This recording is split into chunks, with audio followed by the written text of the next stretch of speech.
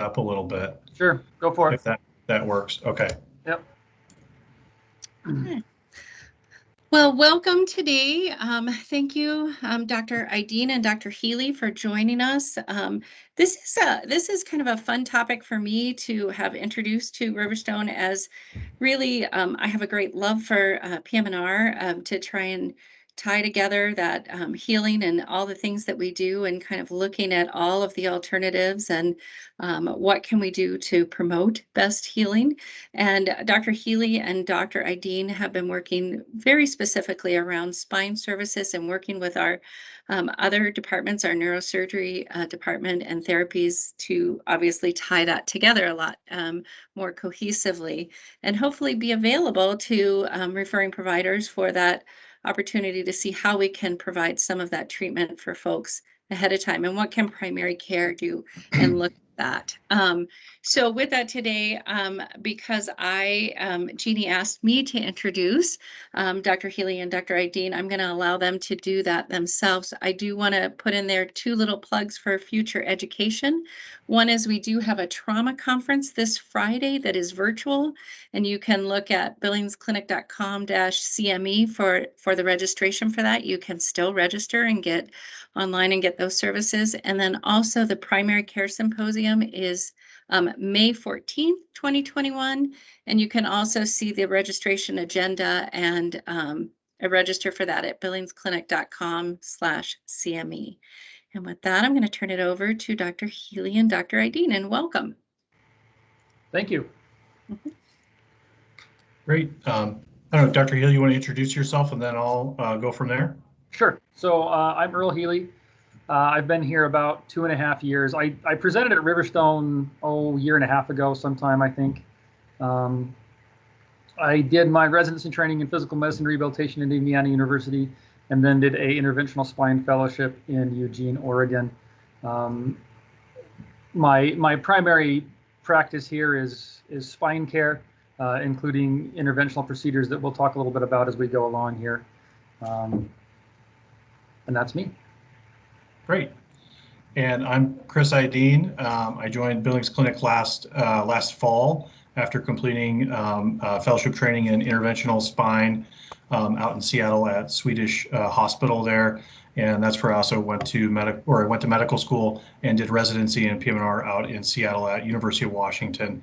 And I hail from Wyoming as well as Minnesota. Kind of grew up split between those 2 geographical areas. And so my family and I were happy to get back to the Mountain West and be closer to family down in Wyoming.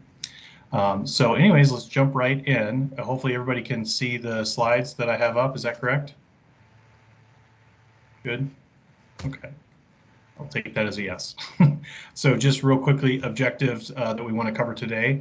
Talk a little bit about the non-surgical and interventional spine management options, specifically here at Billings Clinic within the PM&R department, as well as just briefly referral process and its application to not only primary care, but just kind of the medical field in general, as well as review just a few scenarios for referral pathways as well as treatment pathways. And I don't have anything to disclose, and I don't believe Dr. Healy does either. Great.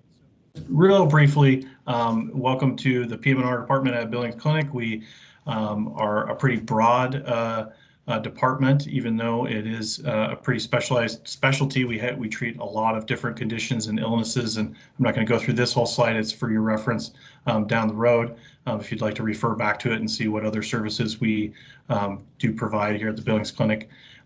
Today highlighted, we're going to be talking about pretty much the spine services, which is kind of segregated out just because we do get a high volume of spine care, and so we try to focus and triage referrals specifically kind of under that umbrella versus some of the other areas. And there are some other specific referrals to other areas in the department, but today we're focused on the spine. And so talk a little bit more about that. So within our department, we actually have 7 different providers that see kind of this umbrella referral that I was referring to. 2 of us are currently doing interventional procedures at the surgery center, so fluoroscopically guided injections and procedures, and we'll talk a little bit about that in a minute. But we also have other providers that are trained in those procedures, not currently doing them, and then other providers that just see general rehab for neck and back pain and kind of contributing to the overall care. So we're at the main campus, of course, downtown, as well as a few of us are out on the west end at the Lamplighter location there off of, I believe it's Central. And the referral, just briefly, again, just designating that it's to the PM&R department, designated spine, and then not general rehab will get you to the right area. So specifically talking about kind of what we're offering and what we are looking to treat and help in the medical community here, we're really a great resource for chronic, subacute, and even some acute neck, back, and radicular pains. If you have patients that are just not getting better with kind of the initial triage, we're happy to see them. If there's much more complex sort of diagnoses and things to consider, we're happy to see them. So pretty much all comers. We're happy to see patients for initial one-time consultation as well as see them in follow-up, order, review, explain imaging, diagnostic studies, all of those things. We don't necessarily need to have imaging for patients when they get referred to us, although if they already have imaging, that's certainly beneficial to have on hand when we're meeting with them. And along the lines of following up with care, we're happy to help with guiding rehab and therapy prescriptions and things like that. And we do prescribe medicines. Our clinic is not currently set up to prescribe opioid medicines and whatnot, but we're happy to make recommendations. And we do a variety of different procedures, as you'd imagine, clinic-based procedures under ultrasound guidance and whatnot, and then as well as surgery center procedures where we're doing those primarily under fluoroscopic guidance. So to talk a little bit about that, at the surgery center, the Billings Clinic Surgery Center on, I believe it's 10th and 30th, primarily doing the run-of-the-mill epidural steroid injections, nerve blocks, things like that, kind of targeted pain relief procedures, as well as some more, a little bit more complex procedures, radiofrequency ablation for kind of facet and arthritic pains, chronic and refractory to initial conservative measures or even initial other interventions. And then in the right context, spinal cord stimulation. I believe Dr. Healy and I, among some other providers, are doing the trials for those, and we work closely with the neurosurgical team here. So, and then the clinic-based procedures, as you'd imagine, we do different ultrasound-guided musculoskeletal injections, peripheral joint injections, trigger point injections, overlap with a lot of other providers in the community. And just kind of emphasizing, really, I've found it very satisfying to kind of be a in-between and between more complex workup and possibly seeing a surgeon and that sort of thing.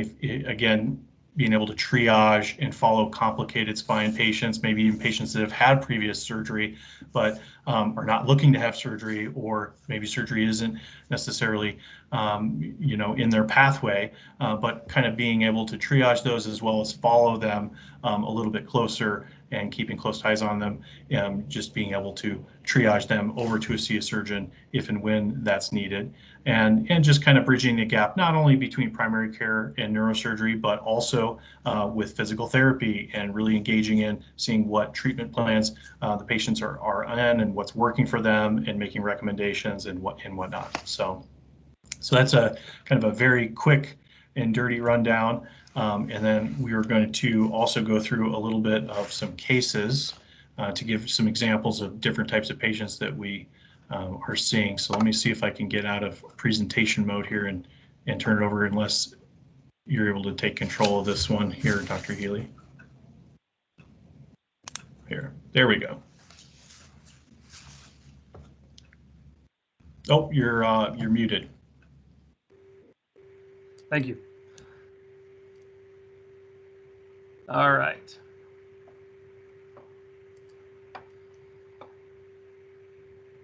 Give me 1 second to pull up where I want this. There we go.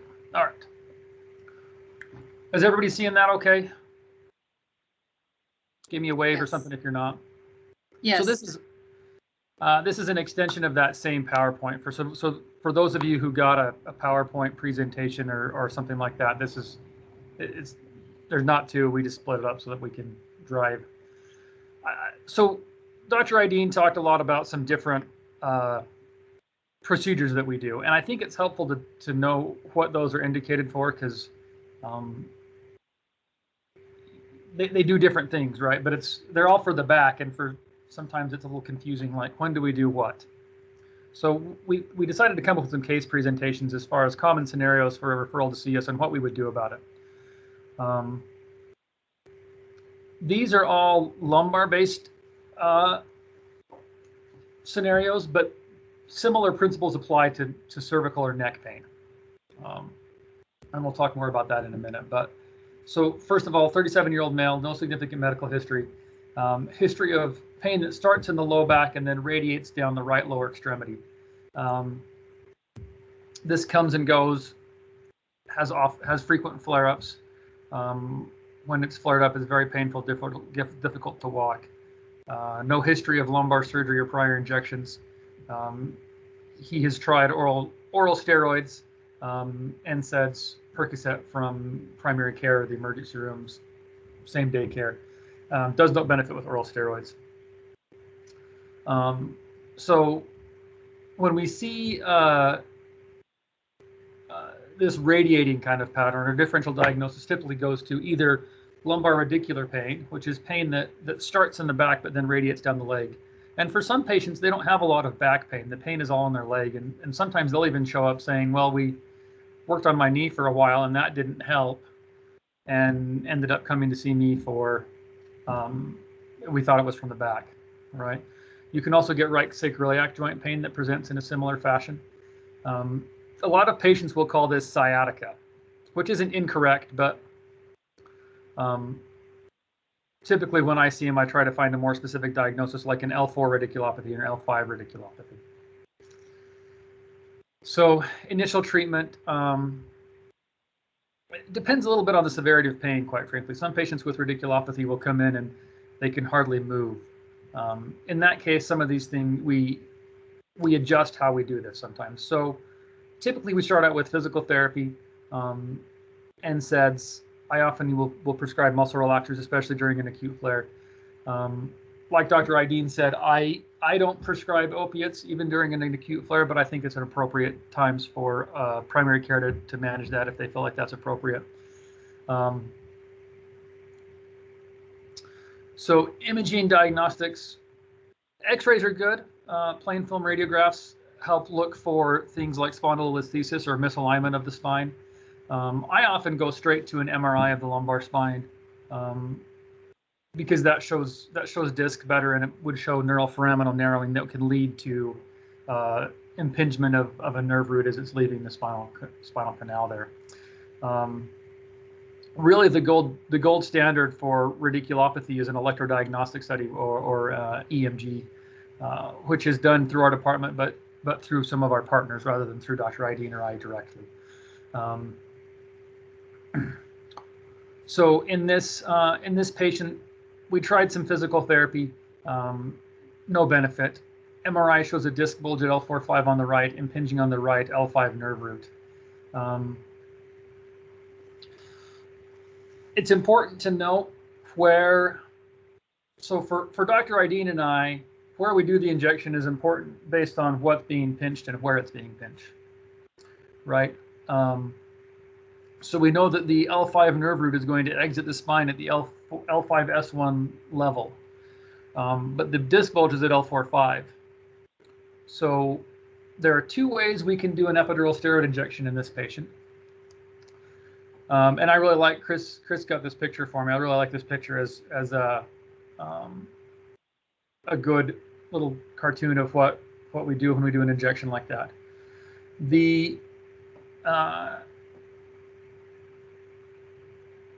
traditional way of doing an epidural steroid injection is called an intralaminar injection because we go in between the lamina. This is the same access you would use for epidural access in like OB patients or other things. And you just come right in the middle here. We use X-ray guidance to guide this and make sure we're at the L4-5 level. And we inject some steroid into the epidural space right here.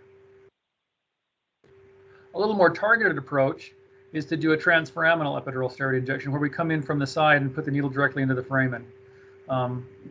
Interestingly, this needle trajectory is going through the abdomen probably, which is not usually what we do. It would usually come more this way. But that's very targeted around whatever nerve root we are aiming for. So in this case, we're aiming for the right L5 nerve root. And so we'd come in at the L5S1 level.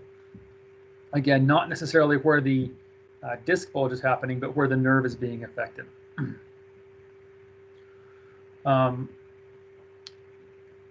Epidural steroid injections tend to be much more successful for radicular pain, right? Pain that is starting in the back and going down the leg. Especially transforaminal injections. There's really no indication for transforaminal injections for axial pain, save for some rare situations. So patient gets significant benefit with the injection.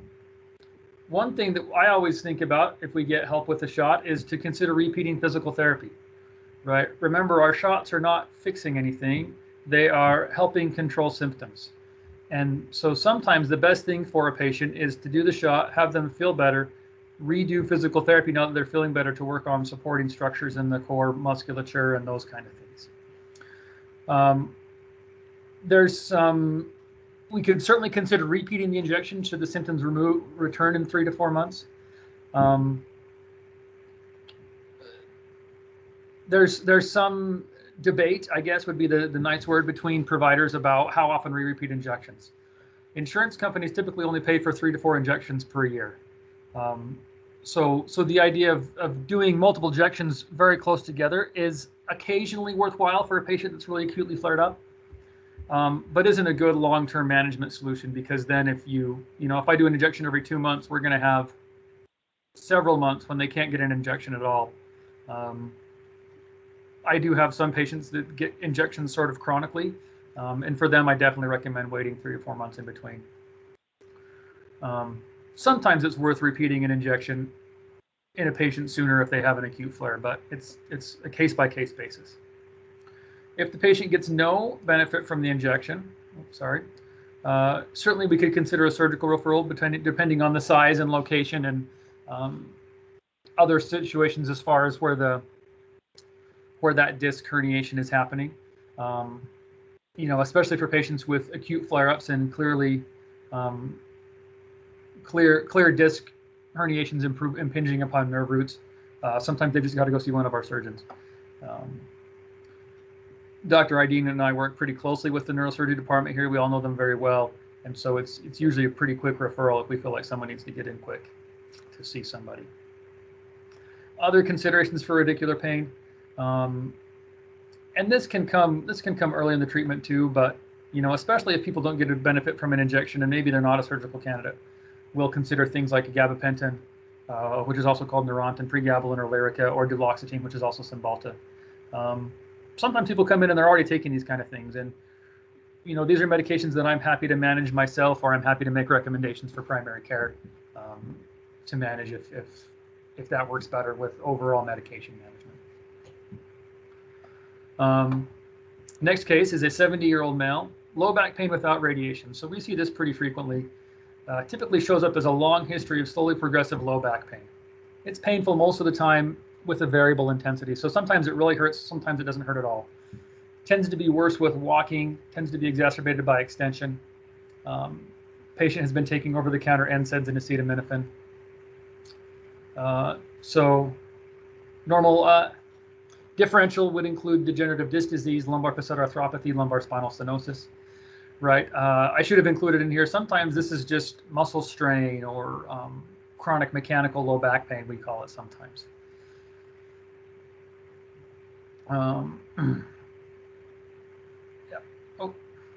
So past medical history of hypertension, type 2 diabetes, coronary artery disease. Patient had a PCI with stent 6 weeks ago. No history of spinal procedures or surgery. So taking, and don't laugh at my lack of medical knowledge. I just made up a bunch of, I picked a beta blocker and an ACE inhibitor, and here we go. Important to note that this patient is taking Plavix and aspirin, and we'll talk about why that's important later. So initial treatment, still for this patient, I would recommend physical therapy, right? Depending on how well this is tolerated, because of his coronary artery disease, of course, we've got to make sure that we're considering those kind of things. But even in an older patient with some possibly arthritic changes, physical therapy is a great choice. One of the things that we run into with older patients that have axial pain is NSAIDs are not often a good choice, right? This patient has hypertension and coronary artery disease. So NSAIDs would be a great treatment for him for arthritic type pain, but doesn't work with his other stuff, right? We want to make sure we're considering those things. Again, could consider gabapentin, Lyrica, or Cymbalta, depending on the situation with this patient, right? Again, hypothetical situation, no benefit from physical therapy. I would again consider plain film radiographs versus an MRI of the lumbar spine. I personally get MRIs before I do almost any interventional procedure, just to make sure I know what the anatomy looks like before I'm sticking a needle into someone's spine. In the absence, so when MRIs are not possible, for example, if somebody has an implantable cardiac defibrillator or a pacemaker, a CT scan is usually sufficient for these kind of things. I generally don't get a myelogram planning for a procedure simply because it's a procedure to get a procedure done. But it does give us a lot more information about spinal canal stenosis and those kind of things that we can't always see from just a regular CT without contrast. So I divided this one up into a couple of scenarios here. Scenario one is, which is pretty common for us, MRI showing facet arthropathy. Facet arthropathy is going to be shown pretty equally well on MRI or on CT scan. So that's where CT scans can be helpful if an MRI is not possible. Mild spinal canal stenosis. So in this patient, the pain appears to be coming from the facet joints, right, which are these posterior joints that, between the lumbar vertebrae. So we've got two each, one on each side at L5S1 and L4-5 and L3-4 and so on and so forth. These can be quite painful, and they tend to hurt more in their axial pain. So they're just in the middle of the low back. They tend to hurt more with extension-based activities. I've found that they tend to hurt more with prolonged standing activities. Patients with facet arthropathy often complain of pain with doing the dishes or making a bed or running a vacuum. There are a couple of different options as far as how do we treat facet arthropathy through an interventional procedure, right? And this is where it's important to consider what we're doing from an intervention standpoint. An epidural steroid injection often doesn't provide a lot of relief for facet arthropathy, despite the fact that we're getting steroids into the back. We're getting them into a different place. They're going into the epidural space and not around these facet joints. So one option is to do a direct facet injection where we inject corticosteroid into the facet joint, just like you would do a knee injection or a shoulder injection, except for because these joints are small, they're deep, and they're next to very sensitive structures, we have to do it under X-ray guidance. Other procedures that we can do for facet arthropathy include medial branch blocks and radiofrequency ablation. The goal is the same. We are treating the facet arthropathy either way. Medial branch blocks function by blocking the medial branch, which extends from the dorsal root ganglion down here and innervates the facet joints both above and below. There's some tricky nomenclature here that Dr. Ideen and I had to do for years and years in physical medicine and rehab residency, but to get the facet joint blocked, we have to block the nerve above and below. So to block a facet joint, we've got to block it here, we've got to block it down here. So one facet joint gets 2 shots for a medial branch block. Medial branch blocks are not therapeutic, they're diagnostic, which means that they're there to give us information. There are sort of 2 different pathways we can go about this. One pathway is the trifacet injection. If that helps, then we try medial branch blocks. I often skip the facet injection with steroid part and just go straight to a medial branch block. I don't think that either one of those is, they're both appropriate pathways in my opinion. A medial branch block blocks that nerve, and that tells us if that facet arthropathy is the cause of the patient's pain. If it helps, we have to do a second block. So we have to do a confirmatory block because there's a high enough rate of false positives that a second block is required for diagnostic purposes. If that works, we can do what's called a radiofrequency ablation, where we use, it's a needle-based procedure where we put needles in here and we burn that nerve. And by ablating that nerve, we are cutting off the nerve to that facet joint and therefore relieving the patient's pain on a more long-term fashion. Medial branch blocks, I use bupivacaine. I think you do as well, Dr. Ideen. So, you know, when the bupivacaine wears off in 8 hours, their pain should return. Sometimes it takes longer than that, but there's no steroid in there to give you that long-term anti-inflammatory effect that we get from steroids and gives a more long-term pain relief. Nor is it really indicated for these procedures. Radiofrequency ablation typically lasts somewhere in the ballpark of 6 months to a year. And it is repeatable once it returns. So I have a lot of patients that I see them and I do an ablation, they feel great, and they call me back a year later, and they say, oh, my pain's back. We just schedule them for another ablation. I tell them all the time, I wish I had something that lasted longer that would be permanent. But unfortunately, I'm unaware of anything that does that more long-term from a facet-mediated pain standpoint. Important to consider this with this patient, right? So this patient's on Plavix, and he just had a bypass, or excuse me, a PCI. We need to make sure we're being careful in monitoring anticoagulation with injections. That includes Plavix. Aspirin is less bothersome, so the latest recommendations are that we don't really have to hold aspirin, but Plavix and anything like warfarin or Eliquis or Xarelto would need to be held for injections. So that sometimes is a little bit tricky for us. If a patient has had a PCI recently and they need to be on Plavix for 6 months, we often have to hold their injections for that time. And so we focus on things like exercise treatment with physical therapy, sometimes some oral medications, those kind of things. So we're going to rewind this patient a little bit and do a second scenario and say that besides facet arthropathy, which is often leads to severe spinal canal stenosis, right? Sometimes even with severe spinal canal stenosis, we can treat a patient's pain appropriately with facet-based treatments, because sometimes that's where the pain is coming from. In the setting of spinal canal stenosis, epidural steroid injections are sometimes indicated and worth trying. Research has shown limited results for epidural steroid injections in spinal stenosis. That being said, anecdotally, I have done them and had patients benefit from them in the past. Again, we got to consider other things, right? Are they on blood thinners? Are they on other medications that might limit our ability to perform an ESI? Sometimes we can't help with the procedure, right? In which case we may need to consider a multidisciplinary pain approach with therapy, cognitive behavioral therapy, medications.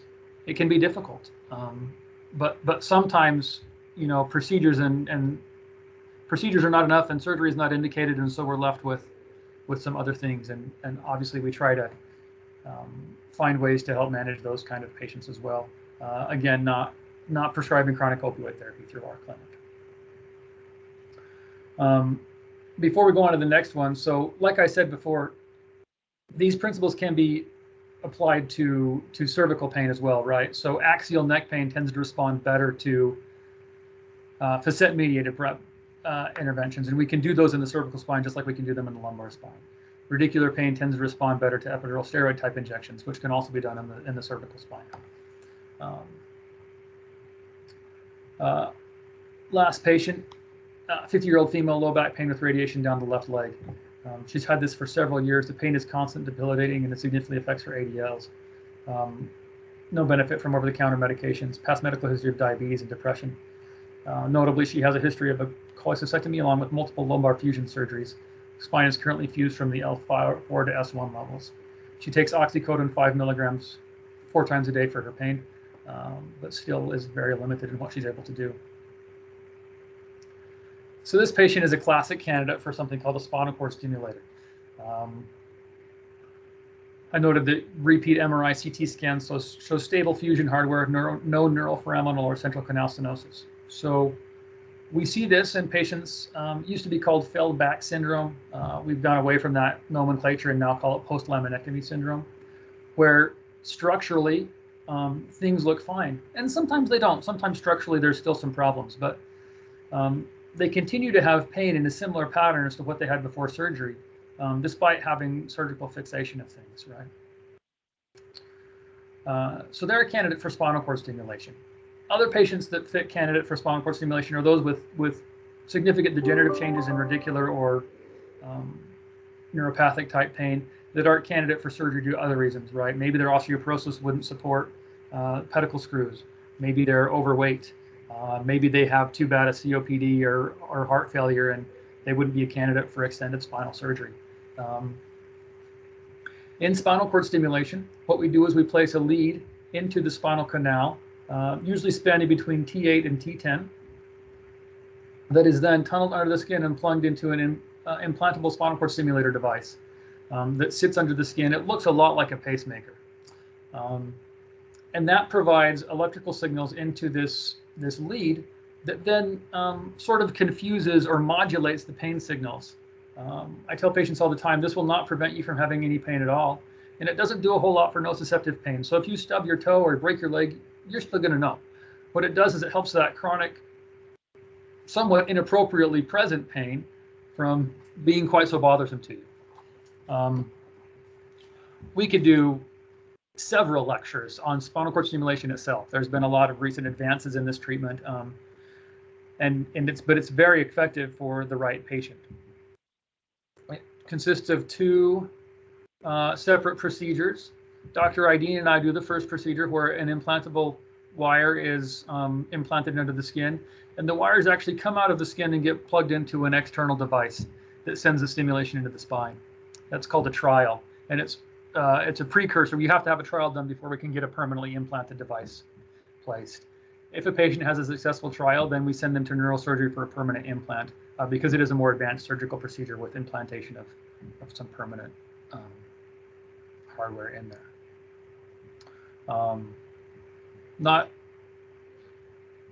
Not every patient in this situation is a candidate for spinal cord stimulation, but it certainly is a good choice for patients that have had a lot done. And there is some research that shows that spinal cord stimulation is superior to having another surgery.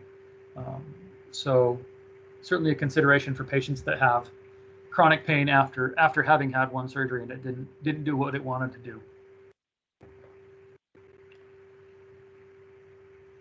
And that's kind of it, a brief overview of the things that we do. Notably, I talked about cervical and lumbar based procedures. Dr. Ideen and I do not do spinal cord stimulation in cervical spine, only in the lumbar spine. Oh, wrong way. So thank you. There's some contact information for us. Any questions, Dr. Ideen? Do you want to add anything to what my cases? No, great job. Thank you.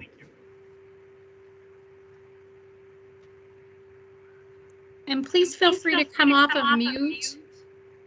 You can do that or put anything in the chat.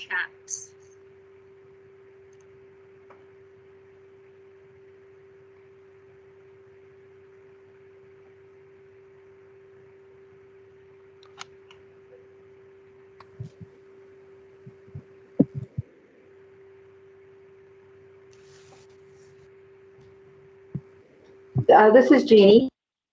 Thanks for the presentation. I did join midway. It was great information on treatment for back pain. So I'd like to thank Dr. Healy and Dr. Ideen for their presentation. I'm sure that this will be helpful for many of us in family medicine on treating back pain, imaging, and when to refer. If there is no questions, please make sure that you complete the evaluation and send it to Carrie for CME. And I would thank you both for your presentation. You are welcome. I do see a question. Yeah, I'm trying to pull that up right now. Dr. Tom O'Brien asks, what are the contraindications for to implantable device? That's a good question. So, first of all, they have to be able to tolerate the surgery, right? Now, this is a much more tolerated surgery than, say, like a spinal fusion surgery. So a lot of times a patient with, even with significant COPD that's like has baseline oxygen requirements would still tolerate the surgery. But if they can't tolerate the surgery to get it implanted, obviously that's one contraindication. With chronic pain, you guys are all aware comes a host of psychiatric diagnoses. It was important that I noted that this patient here has a history of depression, right? Did that come before or after her pain? I didn't say, I don't know.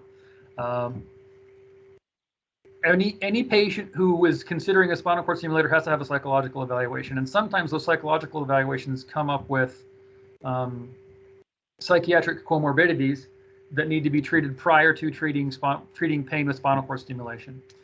When they first started doing these, and they've been doing some degree of spinal cord stimulation for 30 or 40 years, they found that people were not getting significant benefit with them, and in the process learned that sometimes that psychiatric comorbidities of anxiety and depression and other things that we know can be associated with pain played a larger role in their pain than maybe the back pain did. And so by treating their back pain and not their depression or their anxiety or other kinds of chronic psychiatric comorbidities, those patients do not do as well with spinal cord stimulation.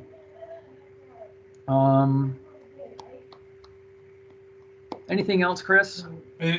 Chronic anticoagulation. Yeah. Right. So if they can't be off their blood thinners, then we can't put a needle in their spine.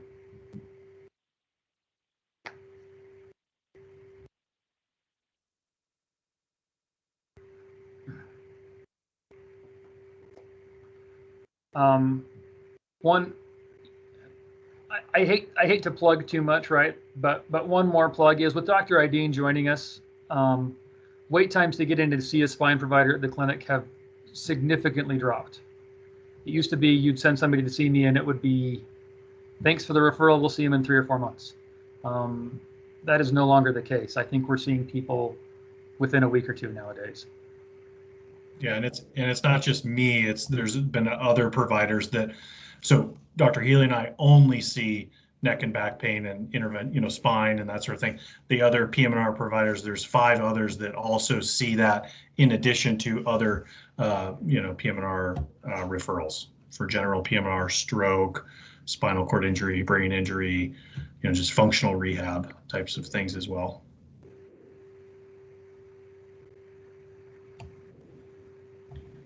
Yeah, I appreciate, this is Tom O'Brien again. I think in my training, I was less familiar with PM&R, and I think it's something our residents could get more exposure to, since we tend to refer to neurosurgery maybe more often than would be appropriate. So I appreciate your presentation. Thank you. Great, thanks. All right, well, thank you very much both for making the time. Thank you for everyone making the time. See you in about 2 weeks. And we appreciate the opportunity and look forward to coming back live. Okay, thanks. Thanks, Joan. Yep. Thanks, everyone. Yeah, thank you. Have a good day. Thanks, BJ. Yep.